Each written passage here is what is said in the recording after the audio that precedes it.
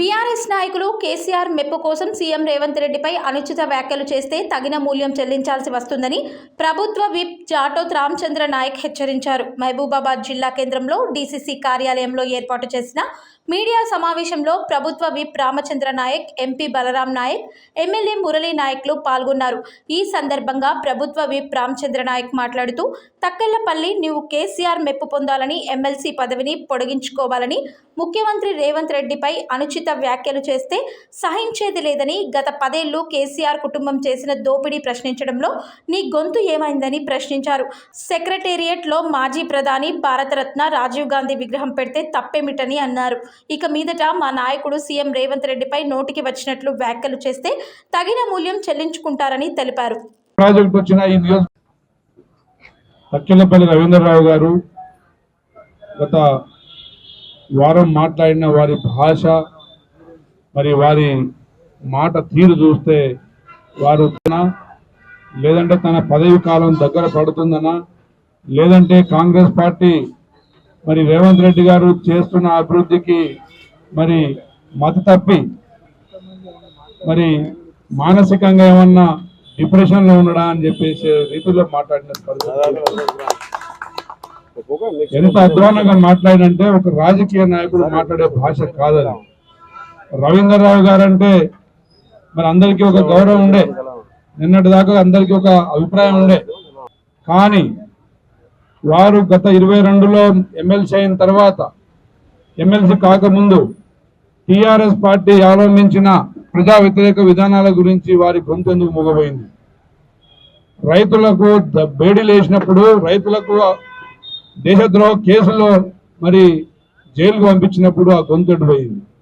ఇసుక దందాలో, సిరిసిల్ల నేరేళ్లలో దళితులపై మరి ఇసుక లారీలతోని మరి వారిని హత్య చేసినప్పుడు కానీ, దళితులపై 3rd డిగ్రీ మరి పోలీసుల దౌర్జన్యం చేసినప్పుడు కానీ ఆ గొంతెట్టు పోయింది.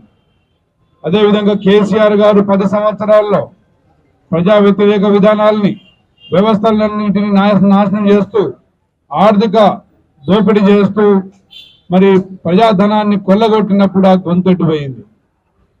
అదేవిధంగా ఇక్కడ స్థానిక ఎమ్మెల్యేలు శంకర్ నాయక్ గారు, రెడ్డి నాయక్ గారు మరి చేస్తున్న ఇసుక దందా కావచ్చు, నల్ల బెల్లం వ్యాపారం కావచ్చు, భూదందాలు కావచ్చు, చెరువుల ఆక్రమణలు కావచ్చు, ప్రభుత్వ స్థలాల కబ్జాలు కావచ్చు, ఆ రోజు రవీంద్రరావు గారి గొంతెట్టు మూగిపోయింది. మరి ఈ రోజు మా ముఖ్యమంత్రి గారు అభివృద్ధి పదంలో ముందుకు సాగుతూ కేవలం 10 నెలల్లో 30,000 ఉద్యోగాలు భర్తీ చేసినాం. డ్రగ్స్ పై ఉక్కుపాదం మోపిన మా ముఖ్యమంత్రి గారి మీద, అదేవిధంగా ఈరోజు హైదరాబాద్ పరిసర ప్రాంతాల్లో చెరువులు, నాలాలు కబ్జాలకు గురై గత 10 సంవత్సరాల్లో హైదరాబాద్ని చిన్న వరదలకే పెద్ద ముంపుకు గురి చేసిన ప్రభుత్వం మీద, ప్రభుత్వ నాయకుల మీద పోరాడుతున్న ముఖ్యమంత్రి మీద మీరు మాట్లాడే పద్ధతి ఇదేనా అని చెప్పి తెలియజేస్తా ఉన్నా. మీకు తెలుసో తెలియదో, రేవంత్ రెడ్డి గారు తన బాల్యం నుంచే మందు ముట్టడు.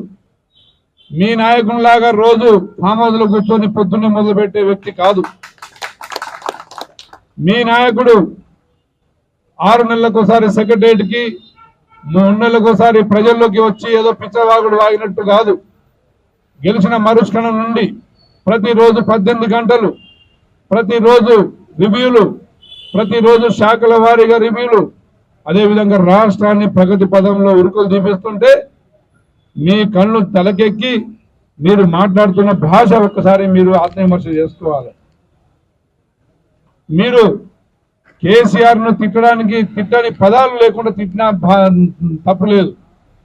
అంతేగాని ఈరోజు యువత గురించి, రైతాంగం గురించి, మహిళల గురించి, హైదరాబాద్ పట్టణ ప్రగతి గురించి, అదేవిధంగా విదేశీ పెట్టుబడుల గురించి అనుక్షణం శ్రమిస్తున్న ముఖ్యమంత్రి రేవంత్ రెడ్డి గారి గురించి అనుచిత వ్యాఖ్యలు చేసినందుకు మీరు బహిరంగంగా క్షమాపణ చెప్పాల్సిందే. అందులో ఎలాంటి రాజీ లేదు, ఎలాంటి మరో ఆలోచన లేదని చెప్పి తెలియజేస్తా ఉన్నా. అదేవిధంగా కాంగ్రెస్ శ్రేణులకు నేను తెలియజేస్తా ఉన్నా, ఇలాంటి దుర్భాషలు మాట్లాడే ఏ నాయకునైనా సహించేది లేదని చెప్పేసి నేను తెలియజేస్తా ఉన్నా. రవీంద్రరావు గారు ముఖ్యమంత్రి గారిని విమర్శించే స్థాయి మీది కాదని చెప్పి తెలియజేసుకోండి. కుక్క చేసే పని కుక్క చేయాలి, గాడిద చేసే పని గాడిద చేయాలి. మేము విమర్శించేది కేసీఆర్ కుటుంబాన్ని. కేసీఆర్ కుటుంబం ఏ భూతాన్ని వదలకుండా పంచభూతాల్లో ప్రతి భూతాన్ని మింగిన కుటుంబం అది. మీరంటే మరోసారి చెప్తున్నా, మీరంటే గౌరవం ఉంది వ్యక్తిగతంగా, కానీ రాజకీయాల్లో వచ్చేసరికి మీ నోరు అదుపులో పెట్టుకోవాల్సిందే. మీరు ఏదైనా సమస్య ఉంటే పోయి ఒక్కసారి ఎర్రగడ్డ ఆసుపత్రిలో చూపించుకోమని చెప్పి తెలియజేస్తా ఉన్నా. మీరు పిచ్చవాగుడు వాగితే మీరేదో కేసీఆర్ దగ్గర మిమ్మల్ని ఏదో ఇంకేదో పదవి పొడిగించడమో, కానీ ప్రజల్లో మీ గౌరవాన్ని పెంచలేదని చెప్పి తెలియజేస్తా ఉన్నా. మీ బ్లాక్మెయిల్ రాజకీయాల గురించి ఇక్కడ తెలియదు ఎవరికి కాదు.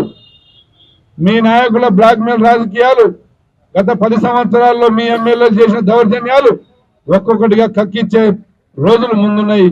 ఇప్పటికైనా నోరు అదుపులో పెట్టుకోండి, లేదంటే మీరు దాని మూల్యం చెల్లించాల్సి వస్తుందని చెప్పి తెలియజేస్తూ